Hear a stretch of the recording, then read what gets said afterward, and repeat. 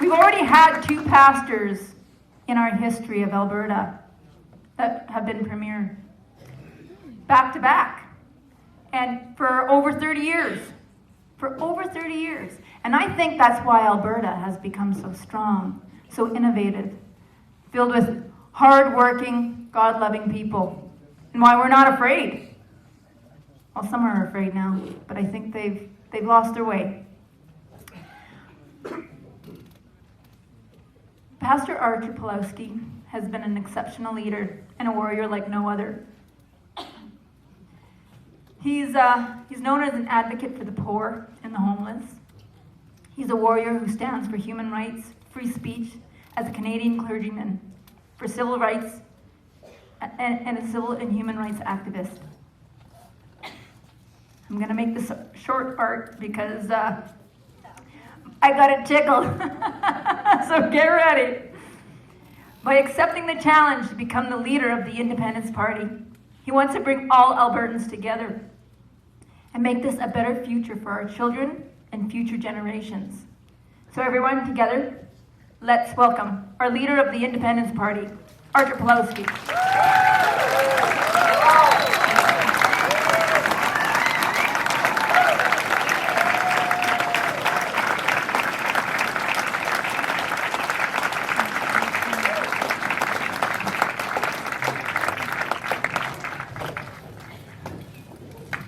Thank you so very much. It's an honor to be here in this northern part of Alberta.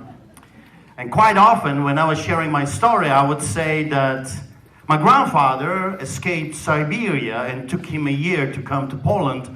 But now in Calgary, Alberta, I live in my little Siberia. However, when I came here, I think I'll have to recount. I mean, this is real Siberia. I don't know how people survive here. You must be tougher than the nail. So first of all, I want to thank, a big thank you to all the volunteers. I spent a week with you. We traveled from city to city. I mean, you are an amazing, exceptional people. Thank you so much for dedicating your life and plowing this field, because what we're doing right now, my friends, we are making history. So big thank you to all the members. Also, I want to say thank you to APP members as well, because wherever we go, they are members coming to us, and they are doing an excellent job of educating Albertans about this idea. I know it's crazy idea. It's idea that we have not seen for a very long time, the idea of independence, the idea of freedom, the idea of a referendum. If you know me, if you have been following my story, I have been talking about referendum since the times of Jesus. I have been advocating for the people's right to choose for themselves on key issues. Why not? How come just few? I have very ungodly thoughts when I think about politicians, so forgive me. Those people, how come those crazy psychopaths, because that's what they are, can rule over us and decide if my children can live, decide where my children can go to school, to decide what my children can learn, and with whom? That's absolute insanity. Insanity. When I was listening to that crazy, again, you see, I have ungodly thoughts. That crazy person, I could only think about one thing. And then we have been traveling around this amazing province of ours that we love so much with Bob, and then suddenly one day it hit me. Look, God has given us this amazing opportunity. We have Bob the builder and Art the plumber to actually fix the problem. We have a problem in this land, and that's actually a sewer problem. And it stinks like crazy. And it's coming, the stench is coming straight from the legislature. But not only there, they have a big plumbing problem there, but we also have problem in our municipalities with mayors, councillors. I mean, excuse me, where were those devils when we were losing our lives? Where were those people that swore to protect us and represent us? Like cockroaches. When the light came, they were nowhere to be found. Like hyenas in a savannah. When the lion would start roaring, those hyenas were nowhere to be found. They failed us. Shame on them. Shame on them. We were paying them big money, we still do, unfortunately, to represent us, to represent you, to represent those kids. When I look at the kids, I'm worried. What kind of a nation, what kind of a country are we going to leave behind? And today, we are deciding what kind of a nation they're going to have tomorrow. You know that today, right now, we, the people of Alberta, have a choice. We have a choice for them. And you see, if you know my story, you know that I grew up in Poland, under the boots of the Soviets, behind the Iron Curtain, in a very particular country, a country that was attacked by the Nazis, a country that was attacked by the Ottoman Empire, Mongolian Genghis Khan, Vikings. When the Vikings came to Poland, they said, you people are crazier than us, let's make a deal. When I talk about Shadrach, Meshach, and Abednego, when I talk about those stories from the Bible about Joshua and Caleb, I'm telling you, there must be Polish immigrants. I think King David was a Polish immigrant. I can't prove it to you, but I believe that's the case. Because they were willing. You see, King David smelled like a sheep. He was a nobody. He was a foreigner. He was an outsider. Even his own father didn't believe in him. And yet he stood against the giant of his days. My friends, Albertans, it's time to rise up and stand against the giants of our days. And if you don't want to do it for yourself, fine, I understand that. Do it for them. Do it for the children that you claim that you love. Do it for your grandchildren. Because I'm telling you, communism and socialism and fascism is no fun. I think I feel like this thing is staring at me. Go down. I felt the eyes of the plunger. He says, where are you going to put me to work? I want to work. I don't want to just watch what is happening and everything crumbling. When I hear Laura Lynn, you always crack me up. And I mean, like, I thought you're going to steal my thunder, but actually you made me cry. And when you were talking about arrows that you were following and you just kind of were lost in the end, and you were following the arrows, and now the arrows are gone. My God, the arrows are gone. But I'll tell you my experience. When the arrows were telling me to go that way, I would go the opposite way. And I remember bumping into some people that were going the opposite direction. And they were scared. I remember one day, those people would come and I would go the opposite direction. I was wah! Like a cat. And I'm thinking, oh my God, I have fallen so low. I must be ugly. I don't know what happened. I would always go the opposite direction. I don't want to participate in this craziness. I don't want to participate in this crazy experiment they're pushing on all of us. You were talking about the monkeypox, right? I remember when I was in the States, I was traveling all over, and I was hugged probably by tens of thousands of people. Probably I was in 30, 40 states, and the people would come to me and say, Pastor, are you not afraid of the Delta variant? I said, like, what? There's another variant? Yeah, there is a deadly variant called Delta. I said, why would I care about Delta if I serve Alpha and Omega? Why would I care about that stuff? I don't find in the Bible you can raise the dead and heal the sick, but be afraid of the Delta. And I mean, I'm open for correction. If there are any theologians here, I can have a debate with you. I read the Bible, believe it or not. Most Christians didn't. And definitely pastors didn't, because if they did, they would never shut down their doors. If they actually believed in what they preach every Sunday, they would never do this to us.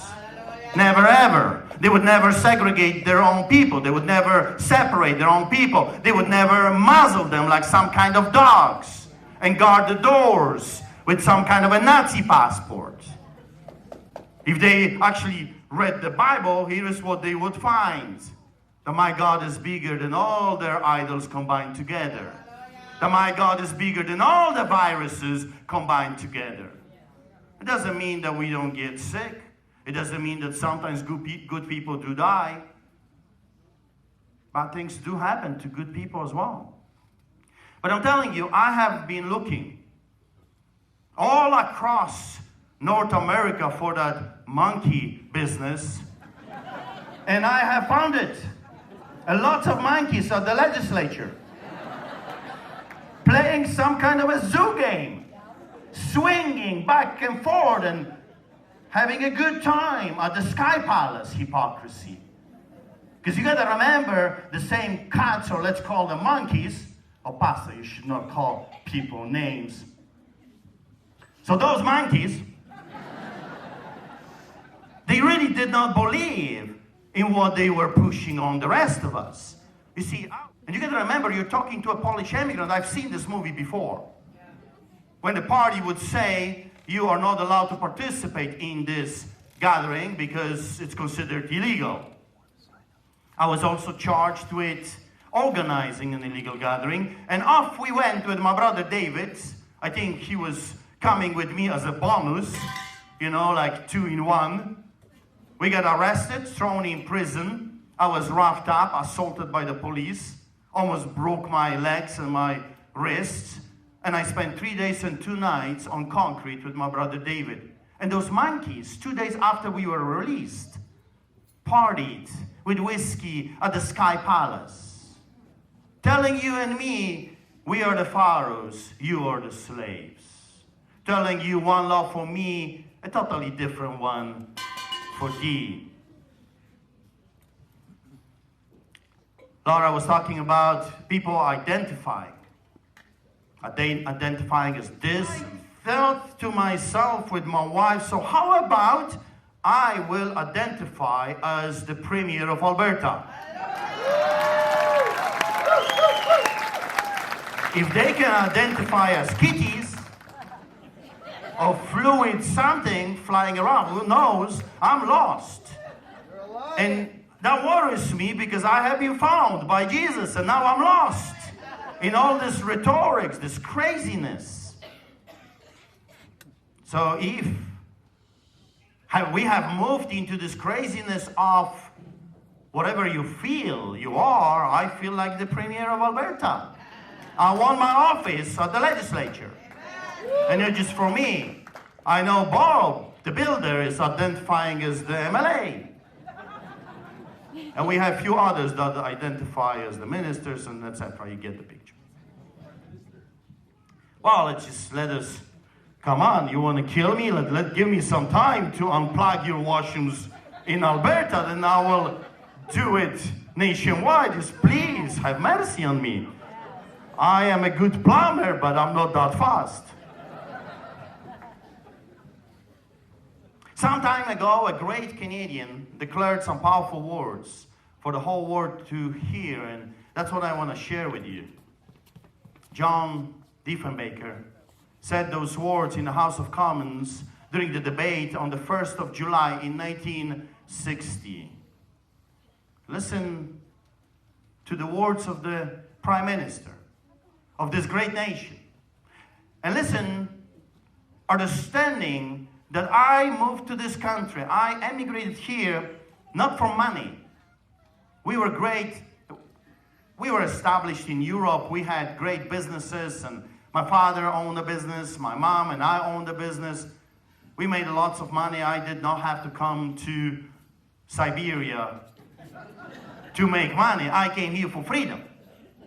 And I remember a meeting in the Canadian Embassy in Athens when the officer said to me, come to Canada, sell everything you have, come to Canada. This is the freest country on earth. In Canada, well, no one will ever persecute you for your faith. So we decided to sell everything and move to Calgary, Alberta in 1995. I moved to Canada because I knew I want to start a family, I want to build a house and have children, and I wanted my children to grow up in a free country. As you know, I grew up in hell. Constant lineups, never-ending abuse of power, people being arrested 5 in the morning for nothing. My wife, I remember when she was a little kid, she was smuggling pamphlets for the Solidarity movement. And if you were caught with one pamphlet, that was a year of imprisonment after you were tortured by the police. I remember growing up when the police would always say those words, give us a man, we'll find something on that man. Lawlessness. And keep it in mind that during that time, during the Nazis invading our nation in 1939, all the way to 1989, Poland had a constitution. Just like we have the Charter of Rights and Freedoms, we have a constitution, we have the Bill of Rights, and we have the human rights, and we got the Criminal Code of Canada. All of that was thrown out the window during these crazy times. And the same way happened to the Polish people when the Nazis invaded. You see, when you're talking to the Nazis, they don't care about your piece of paper. They don't care about your rights, human rights. The communists, the socialists, they don't care about your human rights. And you've heard that psychopath, that he wants to murder your family and your children. And Laura is right. Let's start with him. I would vote for that. You want to clean the earth? Well, let's take the Schwabs of today and all those crazy... You know what they are? They're parasites. That's what they are. They cannot survive by themselves. They have to suck the life out of the rest of us. You know, it's like some people want to reason with those people. They want to say, hey, you know, why you're doing this to us? It's like talking to a mosquito and trying to have a debate with a mosquito. Please stop sucking my blood. It's mine. That's the politicians of today. They're bloody mosquitoes. And you're trying to reason with them, but that's their job, to suck life out of you. As Canadians, you know how much taxes we pay? You don't know because you're so busy working to pay those taxes. 55% combined. Taxes being robbed from us, stolen. Stolen by whom and for what? Excuse me, so they can give themselves bonuses? Here is what this great man said just a few years ago. I am a Canadian, he says. I am Canadian, a free Canadian. Free to speak without fear. When was the last time we could speak without fear of being arrested or fined or deplatformed or censored? Speak, free to speak without fear. Free to worship God in my own way. In my own way, not Trudeau's way, not Kenny's or Smith's way, or Hinch's or Tyler Chandru's way, or Copping's, or Travis Taves, or the Nixon brothers. It sounds like a mafia, because that's what they are. And they were using our police force just like the mafia uses muscle. They were just gangsters in uniform, laying on the ground, and 10 minutes later, one would jump like someone put a knife in his butt, and he would change the channel. And then we would watch another movie for another 10 minutes. And then he would jump again and change the channel. In a week being there, we watched about 50 different movies, 10 minutes each. Not one movie we finished. It was hilarious, actually. It was unbelievable. I said, hey, that's how you watch movies in psych ward. Okay. New. You see, I have to admit to you, I'm new at this. And I'm learning. Now I'm seasoned criminal. And to be here, I had to get a probation in writing. I had to receive a permission to be here in writing from my probation officer because I am on house arrest. And from 7 p.m., for whatever reason, I have not figured it out yet, the government thinks that after 7 p.m. I activate. And I become super dangerous. Maybe there is something to this. I don't know. It's 9:18. Maybe I'm activating my superpowers of cleaning. Maybe that's what they are afraid of. Free to oppose what I believe wrong. Free to choose those who govern my country. That's why I'm here. When I was in a solitary confinement, I remember walking back and forth. There's nothing to do. For 3 weeks, they would not allow me to see my lawyer. They would take my glasses. They would take my Bible. They would take my write-ups. Everything illegal. And then I was frustrated. You see, I felt like a caged lion. So I walked back and forth, and finally one day I said, okay, Lord, fine. If they will not allow me to be just a pastor, I will become a pastor politician. And what was chasing me yesterday, I will be chasing tomorrow. Amen. So today, God has given us an opportunity to choose those who will govern our land. And I remember when Bob came to my house with Vicky and Katrine, and they said, would you consider running for the leadership of this party? I said, what do you see here? Stupid? I'm not interested in the political arena. It's like being in the middle of a snake pit. I have to buy myself a big rubber boots. And by the way, if you know a shop that I can buy it, because I'm bitten left and right since I became the leader. The UCP government already tried to bribe me. They already offered me a fancy job. They already came to me and they said, hey, if you cross the floors, we will guarantee you seat. Wow. Excuse me, who do you see, a pastor or a whore of Babylon? Yeah. I don't cross the floor. Amen. I'm not a Judas Iscariot. And I will leave it in the hands of Albertans.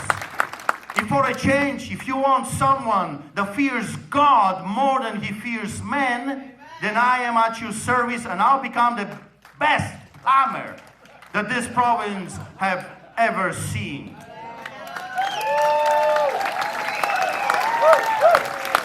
He ends with this heritage of freedom I pledge to uphold for myself and all mankind.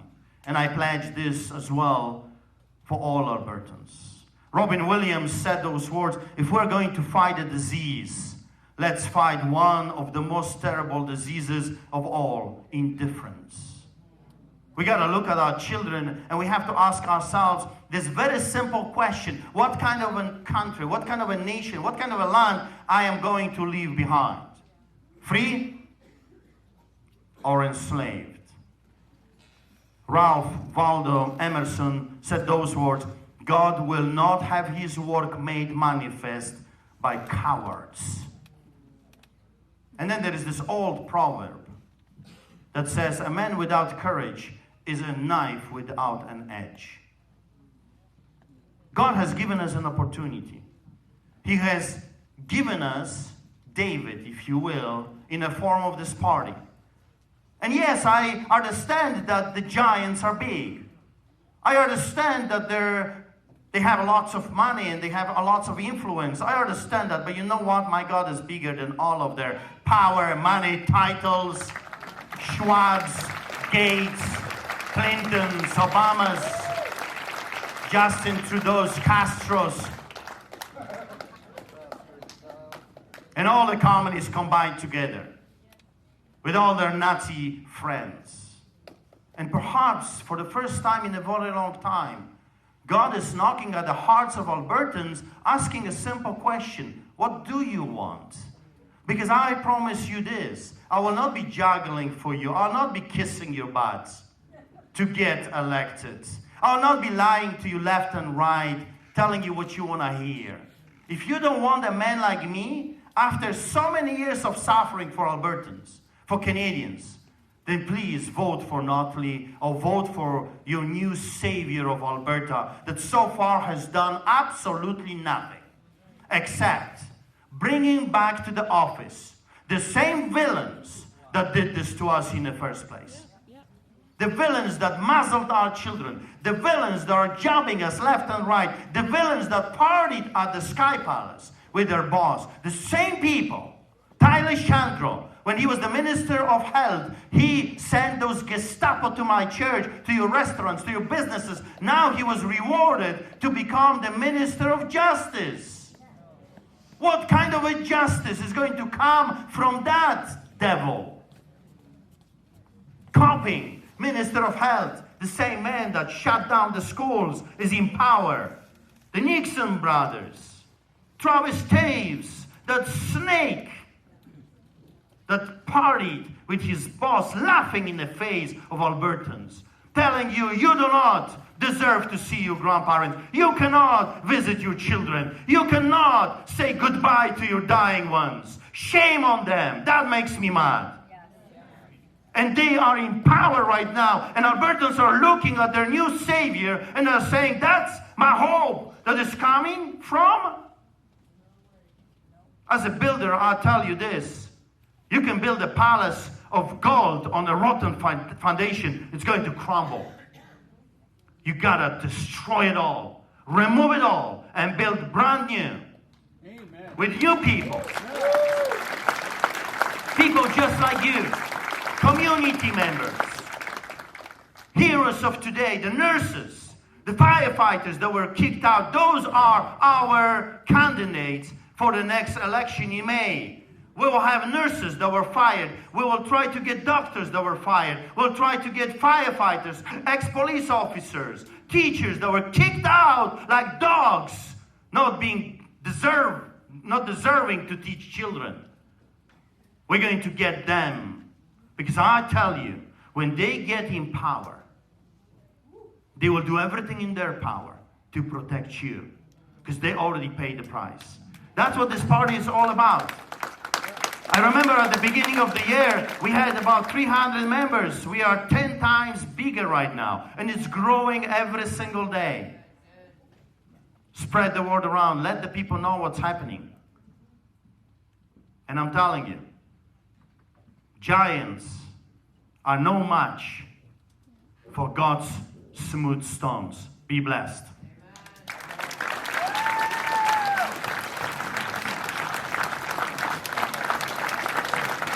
Artur, Pawlowski, everybody.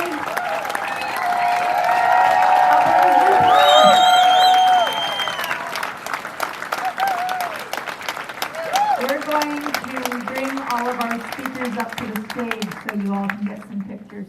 Stick around, let's chat. We're so happy you guys came out. Be brave every day. Spread the word.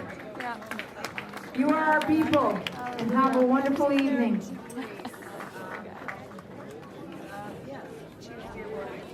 Wonderful.